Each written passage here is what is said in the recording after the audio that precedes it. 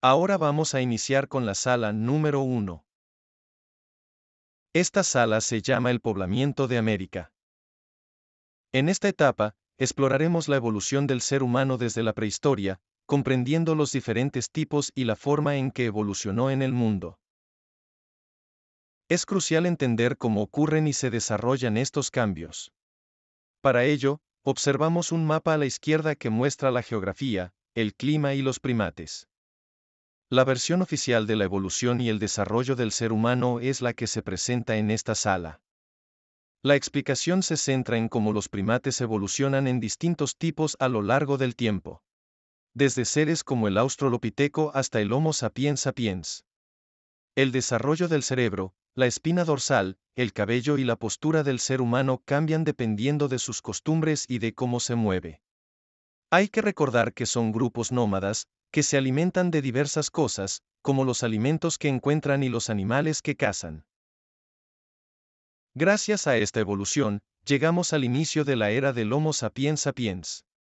Una de las primeras cosas que distingue esta evolución es el momento en que el ser humano comienza a experimentar sentimientos, como el de pérdida.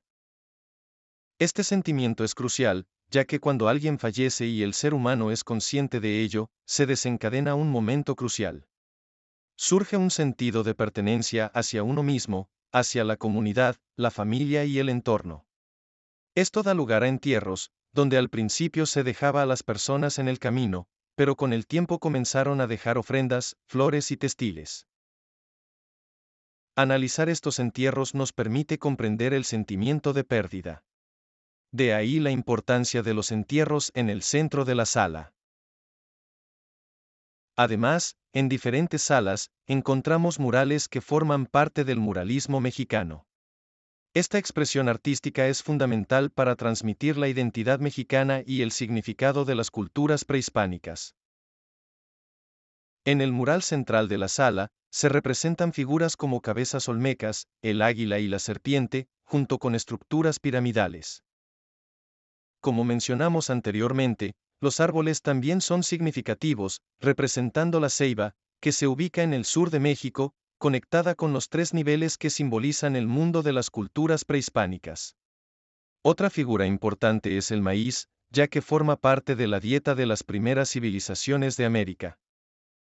Observemos un panel llamado Domesticación, Lenguas y Aldeas. Para entender la evolución del ser humano, es vital considerar todas las lenguas que existen en el mundo. Algunas lenguas, como el macromaya, se destacan en el mapa central de México, junto con otras lenguas de África, India y Asia.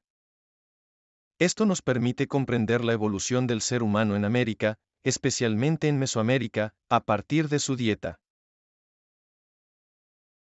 Estos grupos nómadas, al no poder producir su propio alimento, se ven en constante movimiento, lo que les impide desarrollar métodos agrícolas.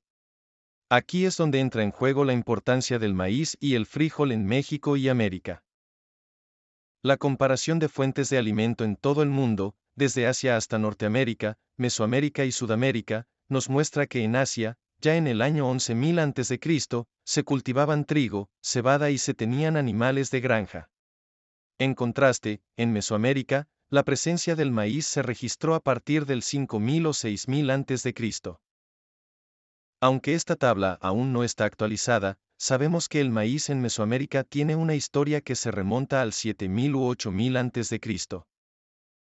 Es interesante analizar cómo los grupos nómadas se desarrollaron en Mesoamérica. Al final de esta tabla, encontramos el mural de José González Camarena, creado en 1964. En este mural, observamos una representación de diferentes mujeres en el mundo.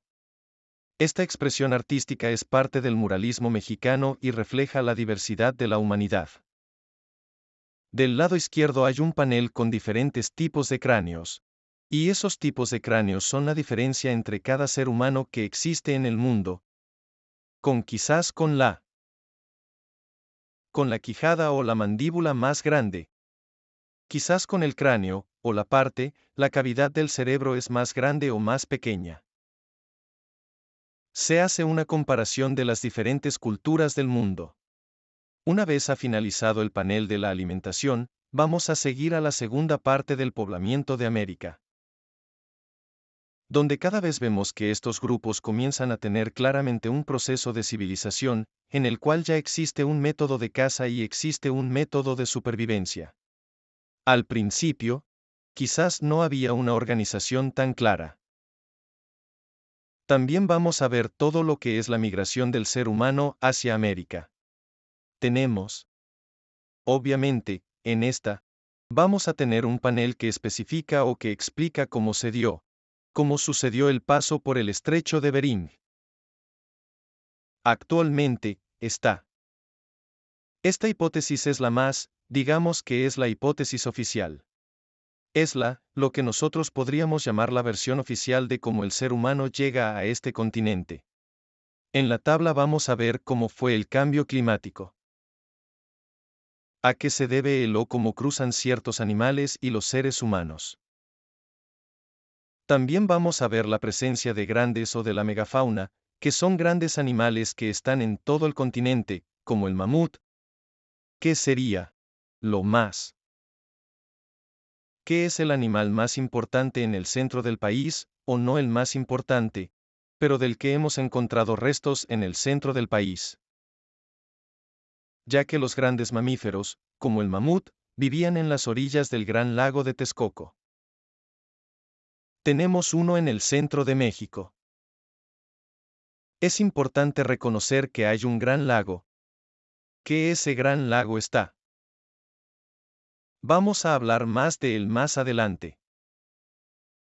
Pero ese gran lago está en el centro de la Ciudad de México, y es la fuente de alimento y la fuente de agua para muchas especies, como en este caso, el mamut, o el tigre, el gran tigre. Dientes de sable que vemos, son parte de la megafauna que existe en México. Antes digamos que estamos hablando alrededor de unos 20.000 o 30.000 años antes de nuestra era. Seguimos viendo. Bueno, tenemos otras. Y donde podemos ver otros.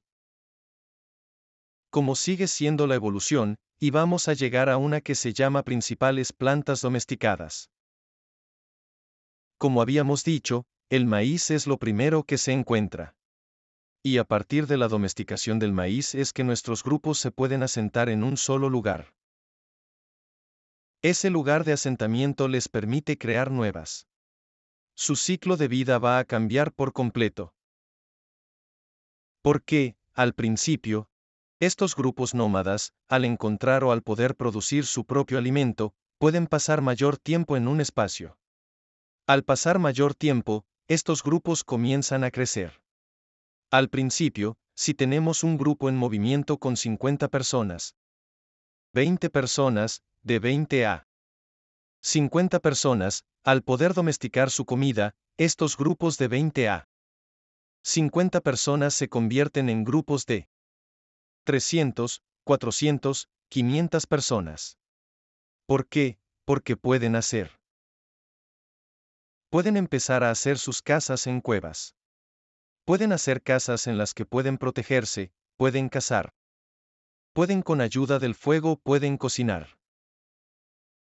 Y con la domesticación de las plantas que vamos a ver a continuación, pues pueden producir otra fuente de alimento sin tener que depender de la caza y sin tener que estar en movimiento constante. Uno de los principales, o uno de la comida más importante es la calabaza. El maguey. El maguey es un tipo de agave que produce líquidos, un líquido muy importante que es el aguamiel, que funciona como un gran alimento con proteínico. Y sirve también para poder utilizar fibras. Y para poder utilizar fibras que van a ser redes, fibras que van a convertirse en ropa, fibras que pueden convertirse en utensilios, o inclusive para tejer. Las espinas del maguey se utilizan para poder tejer textiles. Pero en cuestión a la comida, pues tenemos la calabaza, tenemos el aguacate, tenemos el chile, tenemos la ciruela. Tenemos esta fruta que viene del nopal, que es la tuna. Tenemos el amaranto. Tenemos el zapote y la beznague o el frijol. junto con todas estas formas de alimentos, son muy importantes porque le dan una riqueza a su dieta, lo cual hace que puedan tener una mayor calidad de vida. Y otra cosa importante que podemos observar es que el periodo de vida de un ser humano se incrementa a partir de la riqueza de estas dietas. Ahora vamos a pasar a la siguiente sala.